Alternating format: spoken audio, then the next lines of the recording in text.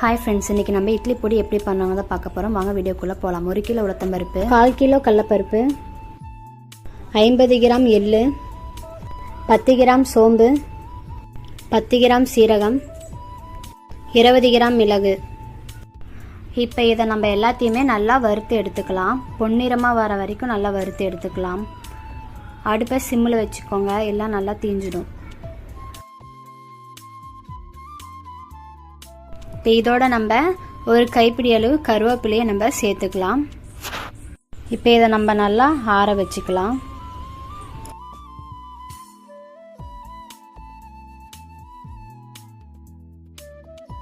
இதோட நம்ம கல்லுப்பு ஒரு கை சேர்த்துக்கலாம். இதோட நம்ம பூண்டை கொஞ்சம் வறுத்து எடுத்துக்கலாம். அதோட பெருங்காயத்தூள் மிளகாய்த்தூளும் ஆட் பண்ணிக்கலாம். எல்லாம் ஆறுனதுக்கப்புறம் நம்ம மிக்சியில் அரைச்சி எடுத்துக்கலாம். இல்லை மிஷினில் கொடுத்து அரைக்கினாலும் அரைச்சிக்கலாம். நம்மளுக்கு சுவையான இட்லி பொடி ரெடி.